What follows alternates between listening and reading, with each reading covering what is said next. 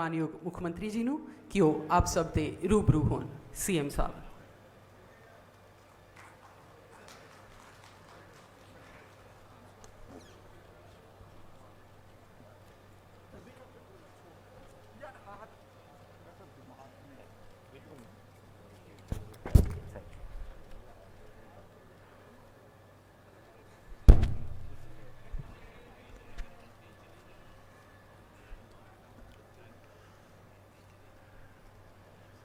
Speaker साहब, साढ़े MP साहब, यूथ कांग्रेस के प्रधान साहब, साढ़े कांग्रेस के वर्किंग प्रेजिडेंट साहब और मेरे साथियों, सारे MLA साथियों और आज इत्थे विराजमान मेरे वीरों ते भैनों,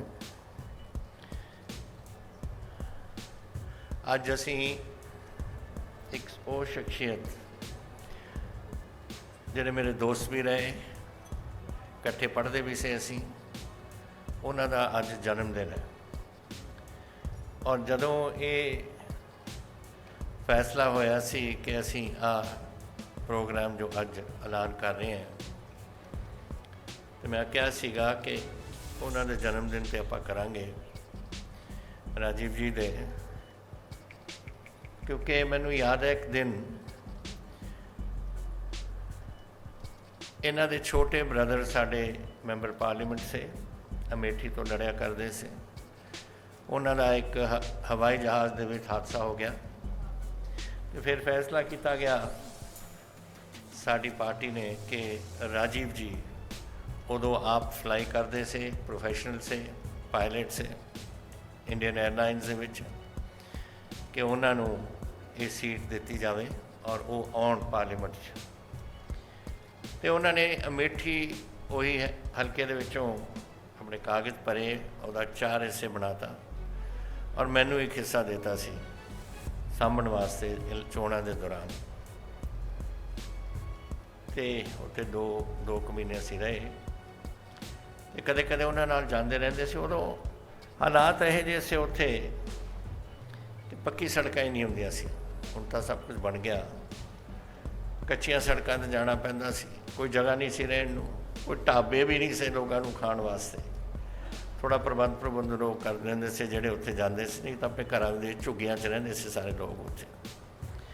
ते मैनूं दस्सिया करदे से राजीव जी जद असीं इकट्ठे कि कदे ना कदे एक दिन कदों आऊगा जदों ये मकान दे विच रहण लग जाणगे और इन्हां नूं रोटी खाण नूं मिले।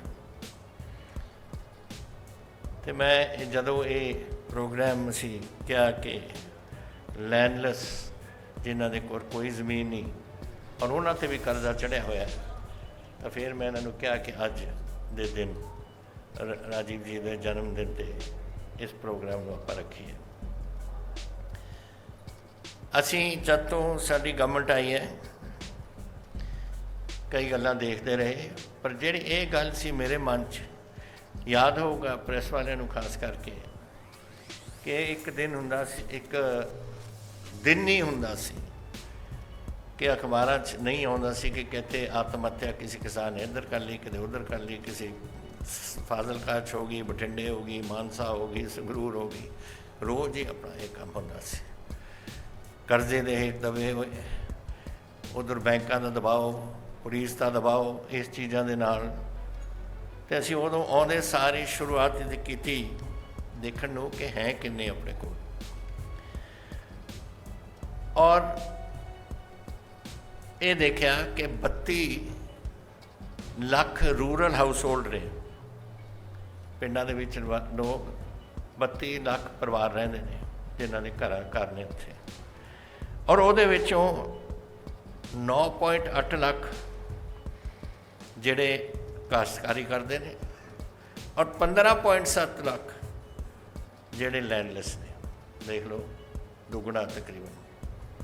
और वो निर्भर से वो किसानां ते, अगर किसानां दे नाल वो काम करते से और किसानां दी फसल खराब हो जाती सी, कोई हड़ आ जाता सी, अग लग जाती सी, कुछ हो जाता सी, तो इन्हां दी रोटी भी जाती सी नाल दे नाल, कर्जा लई जाते से सारे लोग।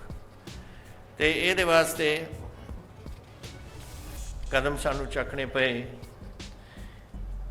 कि ਜਿਹੜੇ ਆਪਣੇ ਡੈਟ ਇੱਕ ਕਰਜ਼ਾ ਅਸੀਂ ਮਾਫ ਕਰਨਾ ਹੈ ਤਾਂ ਆਪਾਂ ਨੂੰ ਹਿੱਸੇ ਬਣਾਉਣੇ ਪੈਣਗੇ ਇਹਦੇ।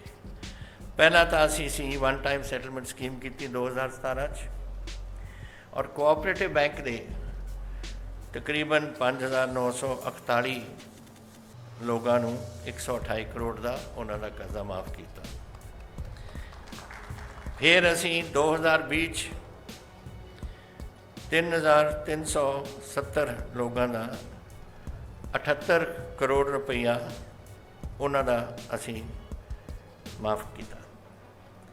ਫਿਰ ਤੀਸਰਾ 2017 'ਚ ਹੀ ਛੋਟੇ ਅਤੇ ਮਾਰਜਨਲ ਫਾਰਮਰਸ 5 ਕਿੱਲੇ ਤੱਕ ਦੇ ਜਿੰਨੇ ਕਾਸ਼ ਕਰਦੇ, ਔਰ ਤਕਰੀਬਨ ਸਾਰਾ ਪੰਜਾਬ ਹੀ ਛੋਟਾ ਹੈ।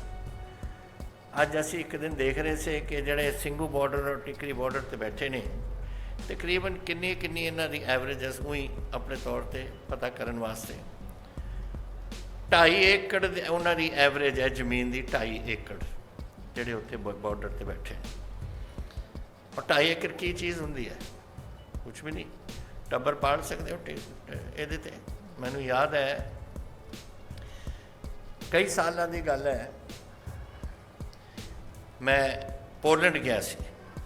ਉਦੋਂ ਮੇਰੇ ਸਿਸਟਰ ਉੱਥੇ ਸੀਗੇ ਪੋਲੈਂਡ 'ਚ, ਉਹਨਾਂ ਦੇ ਹਸਬੈਂਡ ਉੱਥੇ ਦੇ ਆਪਣੇ ਰਾਜਦੂਤ ਸੇ ਨਟਵਰ ਸਿੰਘ, ਅਤੇ ਉਦੋਂ ਡਿਬੇਟ ਚੱਲ ਰਹੀ ਸੀ ਉਹਨਾਂ ਦੇ ਪਾਰਲੀਮੈਂਟ ਵਿੱਚ। ਕਮਿਊਨਿਸਟ ਸੀ, ਗੁਮਲਕਾ ਬੜਾ ਇੱਕ ਮੰਨਿਆ ਹੋਇਆ ਕਮਿਊਨਿਸਟ ਲੀਡਰ ਸੀ।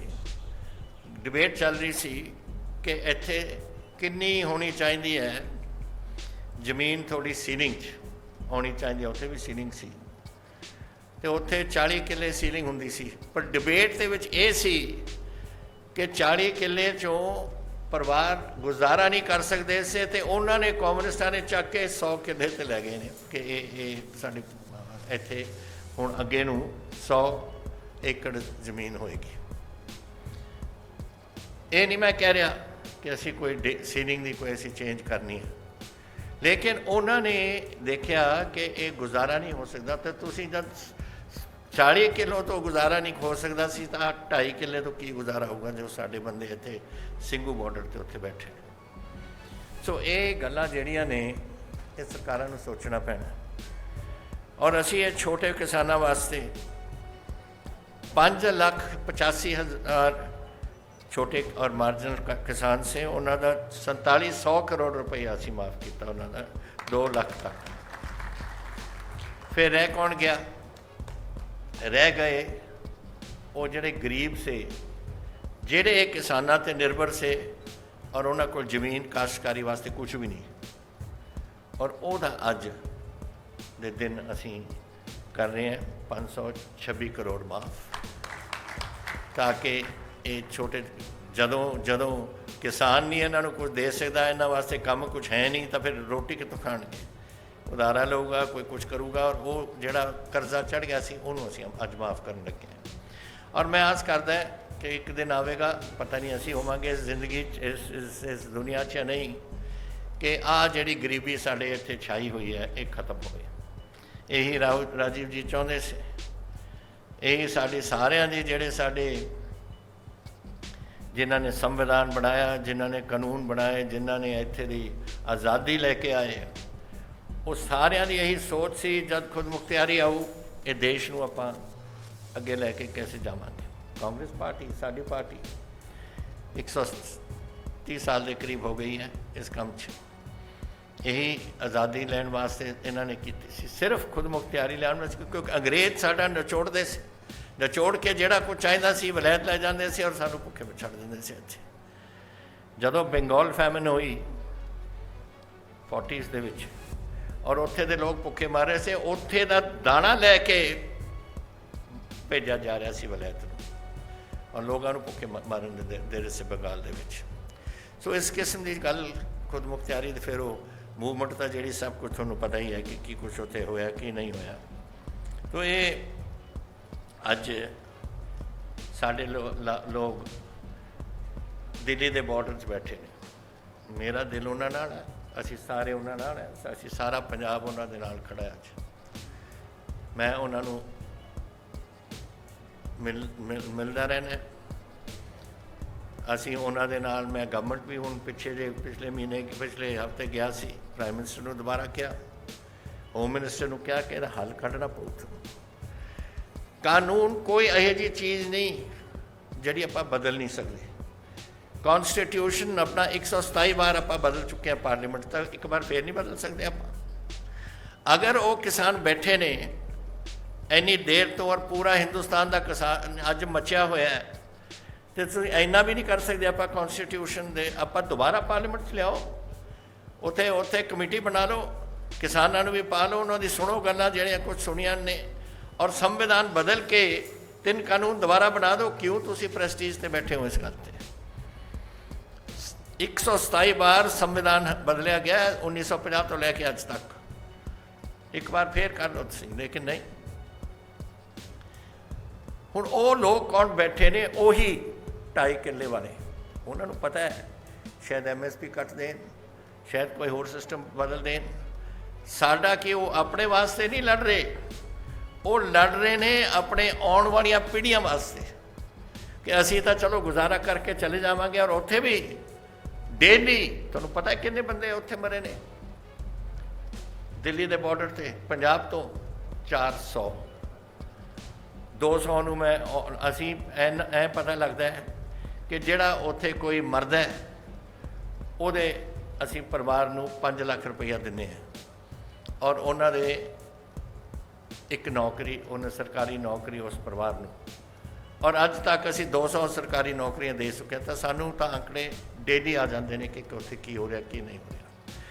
ਕੋਈ ਥੋੜ੍ਹੀ ਰਹਿਮ ਵੀ ਨਹੀਂ ਹੈ ਦਿੱਲੀ ਵਾਲਿਆਂ ਨੂੰ ਕਿ ਸੋਚਣ ਦੀ ਕਿ ਆਹ ਦੇਖੋ ਵਿਚਾਰੇ ਗਰੀਬ ਕੜਕ ਦੀ ਧੁੱਪ ਦੇ ਵਿੱਚ, ਕੜਕ ਦੀ ਠੰਡ ਦੇ ਵਿੱਚ, ਬਾਰਿਸ਼ ਦੇ ਵਿੱਚ ਸਭ ਕੁਝ ਉੱਥੇ ਹਾਰੇ ਵੀ ਬੈਠੇ ਨੇ, ਕਿਉਂਕਿ ਉਹਨਾਂ ਦੇ ਇਹ ਦੇਖ ਰਹੇ ਨੇ ਕਿ ਅਸੀਂ ਅਗਰ ਇਹ ਕਾਨੂੰਨਾਂ ਦੇ ਸਾਹਮਣੇ ਨਹੀਂ ਖੜਾਂਗੇ ਤਾਂ ਸਾਡੇ ਬੱਚਿਆਂ ਦਾ ਕੋਈ ਭਵਿੱਖ ਨਹੀਂ ਹੋਣਾ। ਇੱਥੇ ਛੋਟੀ ਛੋਟੀ ਜ਼ਮੀਨਾਂ ਨੇ ਹੋਰ ਹੋ ਜਾਣਾ। 2 ਮੁੰਡੇ ਪੈਦਾ ਹੋਣਗੇ ਨਾ, 2.5 ਕਿੱਲੇ ਹੋ ਜਾਣਾ, 1.25 ਕਿੱਲਾ। ਕੈਸੇ ਫਿਰ ਗੁਜ਼ਾਰਾ ਕਰਨਗੇ? ਜਦ ਤਾਈਂ ਕੋਈ ਪ੍ਰੋਟੈਕਸ਼ਨ ਨਹੀਂ ਦਿੰਦੇ, MSP ਦੀ ਪ੍ਰੋਟੈਕਸ਼ਨ ਨਹੀਂ ਦਿੰਦੇ, ਔਰ ਹੋਰ ਜੋ ਚੀਜ਼ਾਂ ਮੰਡੀ ਰੱਖਿਆ, ਜਿਹੜਾ ਸਿਸਟਮ ਚੱਲਿਆ ਆ ਰਿਹਾ ਪੰਜਾਬ 'ਚ, ਆੜਤੀਆ ਦਾ ਔਰ ਕਿਸਾਨ ਦਾ ਇੱਕ ਰਿਸ਼ਤਾ, ਉਹ ਵੀ ਤੁਸੀਂ ਤੋੜਨ ਨੂੰ ਤਿਆਰ ਹੋ। ਔਰ ਉਹ ਕਦੋਂ ਦਾ ਰਿਸ਼ਤਾ ਹੈ? ਅੱਜ ਮੇਰਾ ਖਿਆਲ 100 ਸਾਲ ਹੋ ਗਏ ਨੇ ਜਦ ਤੋਂ ਆੜਤੀਆ ਔਰ ਕਿਸਾਨ ਦਾ ਰਿਸ਼ਤਾ ਚੱਲਿਆ ਆ ਰਿਹਾ। ਉਹ ਵੀ ਤੋੜਨ ਦਾ ਕਿਆ ਫਾਇਦਾ ਤੁਹਾਨੂੰ ਦੱਸੋ? ਜਾਂ ਤਾਂ ਕੋਈ ਦੱਸੋ ਕੋਈ ਹੋਰ ਸਿਸਟਮ ਅਸੀਂ ਰੱਖਾਂਗੇ ਜਿਹੜੀ ਇਸ ਤੋਂ ਵੀ ਵਧੀਆ ਹੋਏ। ਉਹ ਤਾਂ ਰੱਖਣੀ ਨਹੀਂ ਤੁਸੀਂ, ਲੇਕਿਨ ਨੁਕਸਾਨ ਤੁਸੀਂ ਕਰਾ, ਜਿਹੜਾ ਚੱਲਦਾ ਕੰਮ ਹੈ ਉਹਨੂੰ ਤੁਸੀਂ ਤੋੜ ਦੇਣਾ। ਮੈਂ ਦੱਸ ਦਿੱਤਾ ਹੈ, ਅਸੀਂ ਬਿਲਕੁਲ ਪੰਜਾਬ ਵਾਲੇ ਨਹੀਂ ਹਾਂ ਉਹਦੇ ਨਾਲ। ਜਦੋਂ ਮੈਨੂੰ ਕਿਹਾ ਸੀ ਪਹਿਲਾਂ ਰੋਕੋ, ਮੈਂ ਕਿਹਾ ਮੈਂ ਕਿਉਂ ਰੋਕਾਂ? ਮੈਂ ਕਿਸੇ ਨੂੰ ਨਹੀਂ ਰੋਕਦਾ। ਦਿੱਲੀ ਸਾਡੀ ਰਾਜਧਾਨੀ ਹੈ, ਹਰ ਬੰਦੇ ਨੂੰ ਹਰ ਬੰਦੇ ਨੂੰ ਅਧਿਕਾਰ ਹੈ। ਅਗਰ ਉਹ ਪ੍ਰੋਟੈਸਟ ਕਰਨਾ ਚਾਹੁੰਦਾ ਹੈ ਆਪਣੇ ਪਾਰਲੀਮੈਂਟ ਦੇ ਸਾਹਮਣੇ, ਉਹਨੂੰ ਅਧਿਕਾਰ ਹੈ, ਜਾ ਕੇ ਪ੍ਰੋਟੈਸਟ ਕਰੇ ਉੱਥੇ। ਮੈਂ ਕਿਉਂ ਰੋਕਾਂ ਕਿਸੇ ਨੂੰ? ਮੈਂ ਤਾਂ ਆਪ ਜਾ ਕੇ ਕਦੇ ਆਪਾਂ ਨੇ ਕੀਤਾ ਨਹੀਂ ਸੀ ਪ੍ਰੋਟੈਸਟ। ਆਪਾਂ ਵੀ ਜਾ ਕੇ ਬੈਠੇ ਸੀ ਉੱਥੇ ਜਦ ਓਪੋਜੀਸ਼ਨ 'ਚ ਹੁੰਦੇ ਸੀ। ਕਹਿੰਦੇ ਇਹ ਤਾਂ ਹੁਣ ਕੀਤਾ, ਮੈਂ ਤਾਂ ਪਹਿਲਾਂ ਵੀ ਕਰ ਚੁੱਕਿਆ। ਉੱਥੇ ਜਾ ਕੇ ਅਸੀਂ ਪਤਾ ਨਹੀਂ ਪ੍ਰਾਈਮ ਮਿਨਿਸਟਰ ਉਦੋਂ ਵਾਜਪਾਈ ਜੀ ਹੁੰਦੇ ਸੀ, ਉਹਨਾਂ ਦੇ ਸਾਹਮਣੇ ਅਸੀਂ ਜਾ ਕੇ ਪ੍ਰੋਟੈਸਟ ਕੀਤਾ ਸੀ। ਮੇਰਾ ਮਤਲਬ ਹੈ ਕਿ ਇਹ ਡੈਮੋਕ੍ਰੈਟਿਕ ਰਾਈਟ ਹੈ ਸਾਡਾ, ਔਰ ਆਹ ਕੰਮ ਕਰਨਾ ਕਿ ਅਸੀਂ ਸੁਣਨਾ ਨਹੀਂ ਤੁਹਾਡਾ, ਦਿਸ ਇਜ਼ ਨਾਟ ਰਾਈਟ। ਮੈਂ ਨਹੀਂ ਇਸ ਨਾਲ ਸਹਿਮਤ। ਔਰ ਇਸ ਵਾਸਤੇ ਮੈਂ ਅੱਜ ਇਹ ਅਸੀਂ ਐਲਾਨ ਤਾਂ ਅਸੀਂ ਕਰ ਰਹੇ ਹਾਂ ਜਿਹੜਾ ਕੁਛ ਹੈ, ਪਰ ਇਹ ਤਾਂ ਕਿਣਕਾ ਹੈ, ਹਾਲੇ ਤਾਂ ਬਹੁਤ ਔਕੜਾਂ ਨੇ। ਅੱਜ ਸਪੀਕਰ ਸਾਹਿਬ ਨੇ ਕਿਹਾ ਕੋਵਿਡ ਆ ਗਈ ਸੀ, ਕੋਵਿਡ ਬਿਮਾਰੀ ਫੈਲ ਗਈ ਸੀ, ਪਰ 16,000 ਪੰਜਾਬੀ ਮਰੇ ਨੇ ਇਸ ਕੋਵਿਡ 'ਚ। ਆਂਕੜੇ ਮੈਂ ਤੁਹਾਨੂੰ ਦੱਸਦਾ, 16,000। ਇਹ 2 ਵੇਵ ਜਿਹੜੇ ਆ ਚੁੱਕੇ। ਹੁਣ ਵਾਹਿਗੁਰੂ ਕਰੇ ਤੀਸਰਾ ਵੇਵ ਨਾ ਆਏ, ਲੇਕਿਨ ਅਗਰ ਤੀਸਰਾ ਵੇਵ ਆਏ ਤੁਸੀਂ ਪੂਰਾ ਆਪਣੇ ਪਰਿਵਾਰਾਂ ਦਾ ਤੁਹਾਨੂੰ ਹਿਫਾਜ਼ਤ ਕਰਨੀ ਪਊ। ਇਸ ਵੇਲੇ ਤਾਂ ਹੀ ਨਹੀਂ, ਕੱਲ੍ਹ ਦੇ ਜੋ ਆંકੜੇ ਸੇ ਸਿਰਫ 32 ਬੰਦੇ ਨੇ ਜਿਨ੍ਹਾਂ ਨੂੰ ਕੋਵਿਡ ਹੋਇਆ ਔਰ 1 ਮੌਤ ਹੋਈ ਹੈ, ਸ਼ਾਇਦ 1 ਜਾਂ 2 ਮੌਤਾਂ ਹੋਈਆਂ ਨੇ। ਜੇ ਮੈਂ ਅੱਜ ਆંકੜੇ ਨਹੀਂ ਦੇਖੇ, ਲੇਕਿਨ ਕੱਲ੍ਹ ਕੋਈ ਸ਼ਾਮ ਨੂੰ ਮੈਨੂੰ ਦੱਸ ਰਿਹਾ ਸੀ, ਰਿਪੋਰਟ ਮੇਰੇ ਕੋਲ ਡੇਲੀ ਆ ਜਾਂਦੀ ਹੈ। ਤੋ ਇਹ ਹਾਲੇ ਤਾਂ ਹੀ ਨਹੀਂ ਆਇਆ, ਲੇਕਿਨ ਹਿਮਾਚਲ ਵਿੱਚ ਵਧਣ ਲੱਗ ਗਿਆ, ਸਾਊਥ ਇੰਡੀਆ ਦੇ ਸਟੇਟਾਂ ਦੇ ਵਿੱਚ ਵਧਣ ਲੱਗ ਗਿਆ, ਅਤੇ ਉਹਦੇ ਨਾਲ ਫਿਰ ਆਰਥਿਕਤਾ ਪੰਜਾਬ ਦੀ ਵੀ ਕਮਜ਼ੋਰ ਹੋਏਗੀ ਅਗਰ ਇਹ ਆਏ। ਐਸੇ ਕੈਸੇ? ਇੰਡਸਟਰੀ ਬੰਦ ਹੋ ਜਾਊ, ट्रेड बंद हो जू, कमर्स बंद हो जू। जो स्पीकर साहब कह रहे हैं, गरीब जो अपनी दुकान चलाਉਂਦਾ है वो कितों फिर अपनी रोटी खाऊगा। 2 बार तो इन्होंने बंद करना पिया। तो यदा भी असी कुछ सोच रहे हैं, कुछ ना कुछ करना।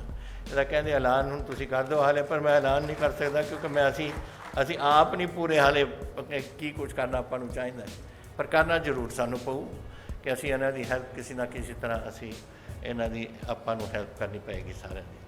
तो अज ਤੁਹਾਡਾ ਧੰਨਵਾਦੀ ਹਾਂ कि ਤੁਸੀਂ ਉਰੇ ਆਏ ਹੋ।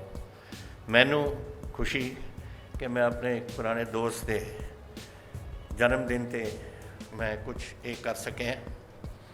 और धरती वो जो अज स्पीकर साहब कह रहे थे, इत्थों 10वें पातशाह ने सानू हुक्मनामा भेजा सी आनंदपुर साहब के जंग तो पहला, और उही धरती ते अज आके मैं ऐलान कर सकिया। तो बड़ी खुशी सारिਆਂ ਦੀ हुई है।